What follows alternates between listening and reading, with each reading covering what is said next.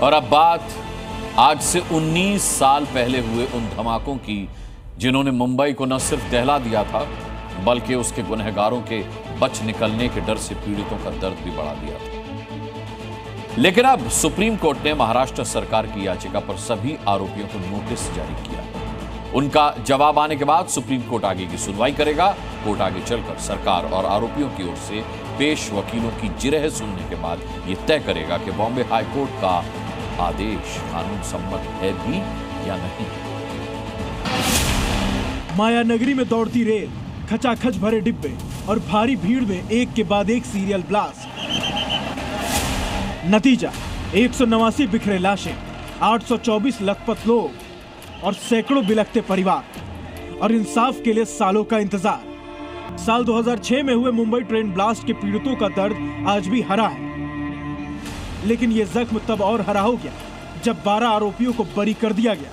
लेकिन अब train blast पर सुप्रीम कोर्ट ने हाई कोर्ट का फैसला रोका, यानी सर्वोच्च अदालत की नजर में भी मुंबई के गुनहगारों का हिसाब अभी बाकी है। भायंडर में रहने वाले गोविंद सोलंकी के परिवार को भी इंसाफ की उम्मीद जगी है। रात दिन हमको रोने को आ रहा है कि उनको क्यों छोड़ा तुम लोग ने, तो उसने गुनाह नहीं किया था तो उसको नहीं छोड़ना मांगता था। गुनाह क्या है तो उसको सजा दो। हम लोग को यही रिक्वेस्ट है सरकार को कि हमको माफ़ करो। सरकार हमको कुछ बोलने को नहीं आता है, क्या बोलेगा क्या नहीं, तो हम रिक्वेस्ट करते हैं सरकार को कि उसको सजा दो बस। हम तो चाहते हैं कि अभी जो फैसला जो सुप्रीम कोर्ट ने दे रहे, हमें भी लग रहा है कि सुप्रीम कोर्ट भी फैसला पे अच्छा फैसला सुनाएगी, उनको मौत की सज़ा देंगी, फांसी की सज़ा उन लोग देंगे। हम चाहते हैं कि फांसी की सज़ा मिले ताकि जो आरोपी जो गुनहगार जो मरे इस ट्रेन के ब्लास्ट में वो बाकी दूसरी बार ऐसा ना हुए। सिस्टम सरकार और सर्वोच्च अदालत से इसीलिए आस है, क्योंकि सुप्रीम कोर्ट ने महाराष्ट्र सरकार की याचिका पर सुनवाई कर बड़ा फैसला लिया है। मुंबई ट्रेन ब्लास्ट पर बॉम्बे हाई कोर्ट के फैसले पर सर्वोच्च अदालत ने रोक लगा दी है। हाई कोर्ट ने 21 जुलाई को सभी 12 आरोपियों को बरी कर दिया था, जिसके 2 दिन बाद उनकी रिहाई हो गई।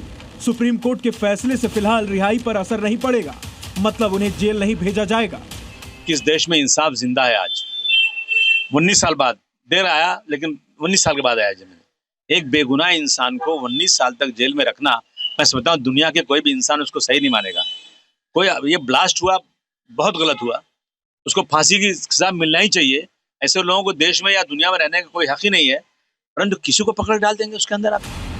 सुप्रीम कोर्ट की 2 जजों की बेंच ने दलीलों को ध्यान में रखते हुए विवादित फैसले को मिसाल नहीं मानने को कहा है। साथ ही कहा है कि विवादित फैसले पर रोक लगाई जा सकती है, जिससे पीड़ित परिवारों को राहत मिली है। सुप्रीम कोर्ट ने स्टे लगाया है, इसके लिए बहुत ही अच्छी बात है और थोड़ी सी आशा बंधी है मुझे कि शायद न्याय मिलेगा, लेकिन यह हम नहीं कह सकते कि क्या हो सकता है, क्योंकि जिस तरह से खेल हाई कोर्ट में हुआ, कहीं न कहीं सुप्रीम कोर्ट में भी कुछ इस तरह की बातें आएंगी।